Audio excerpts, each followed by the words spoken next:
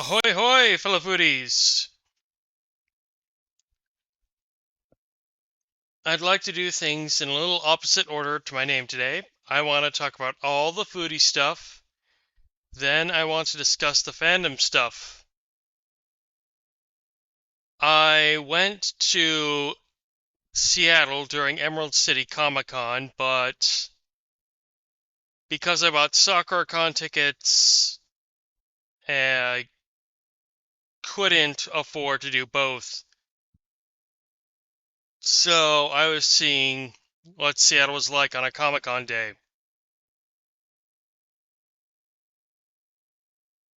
But enough about that. Off to dinner.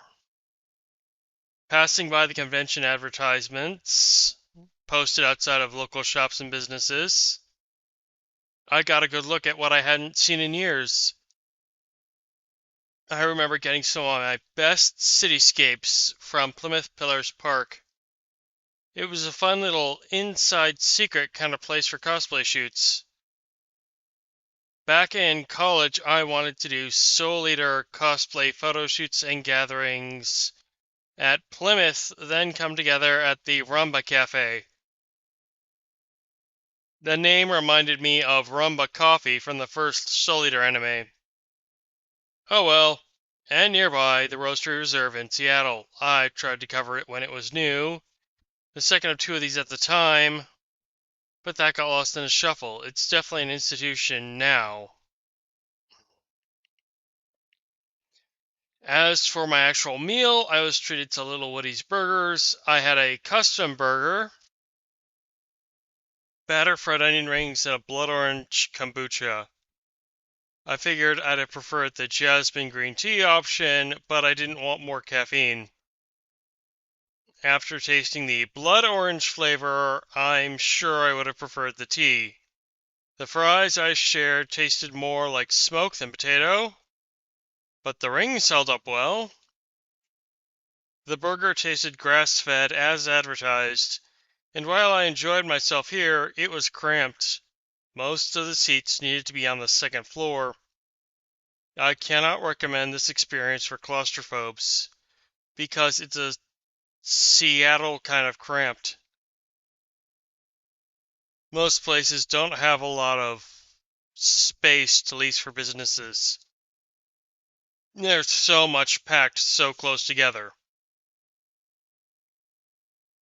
And I passed it once when I was trying to find it because I was looking where I was going and counted on a protruding sign overlapping with my path. Pro tip, their sign is on their window. Coming back down the hill and getting back to the convention center, there was a new Jiro restaurant, a remaining Taco Del Mar, and still nothing where Moby's used to be. But this is the finest place as any to transition to the cosplay. Starting in the same lobby with Gur. I've caught so many Gur cosplays at so many cons over the years. I was speculating whether it's bad luck not to photograph at least one per con. Little guy became an institution all his own. And now a Lady Dimitrescu. Then we'll jump to Lust from Full Metal Alchemist. I told her about the couples photo I took of a Lust cosplayer reenacting a famous scene with her personal Jean Havoc cosplayer. Surely I've got that around here somewhere. Here's Pathfinder cosplay as Laudna from Critical Role. Check her Instagram. I'm not sure who's wearing Bloom here. Shout out in the comments. Another shout out if you see your own cosplay. And after a couple more, yes, that is what I wear to carry my lunches these days. I've stepped out and lucked into an Ogon bat. Speaking of good luck earlier, Also known as Phantom Man overseas, the Bat predates superhero comics, first appearing in 1931 in Kamishibai, or Paper Theater in the Park.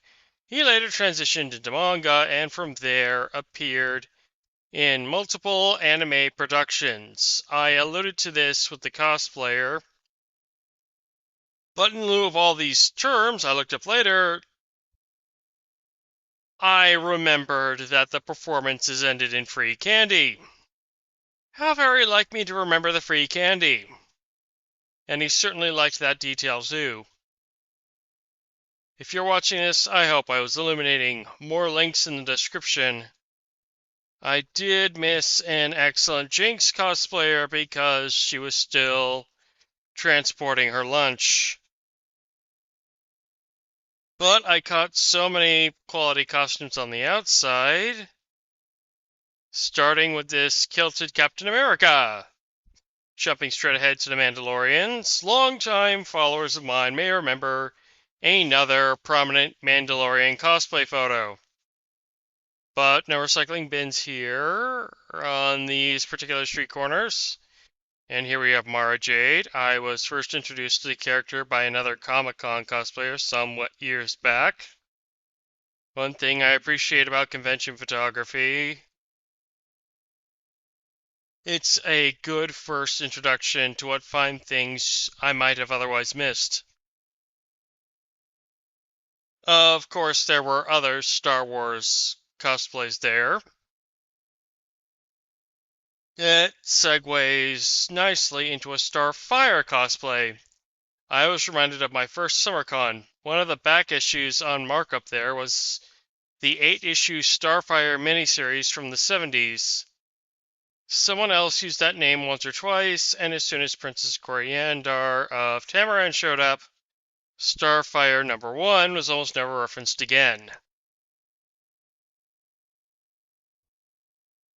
Seems hobbits have a taste for fashion. Wrapping things up on a funnier note, I know Skathach from Fate was never rider class, but I see this sign and this cosplay at the same time. Couldn't pass it up. And please don't pass up commenting, liking, sharing, and all the rest.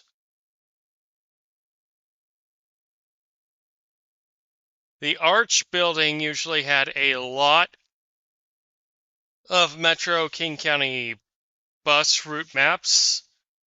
Depending on how close you want to get to which building, there's a lot of ways to get off within a few blocks, and that's still not counting the train. Among the multiple points it can reach in town, the International District where I've covered Chinese New Year. Also, UW Husky Stadium. And there's a lot of local businesses to engage in, some of whom host tie-in events for convention goers. Not this one. I just like their sign. And they were right next to stairs heading up to the Arch building. And while you're here, don't forget what else there is to see in Seattle coming up.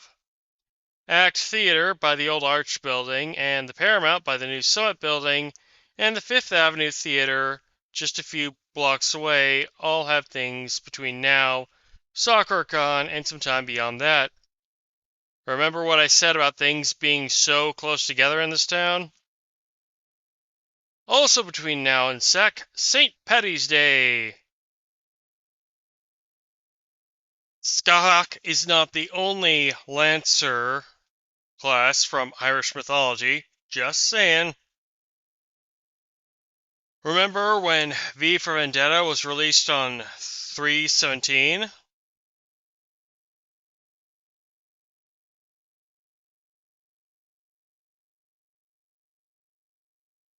And coming back to Act, they're having a party next month. On that note, until next time.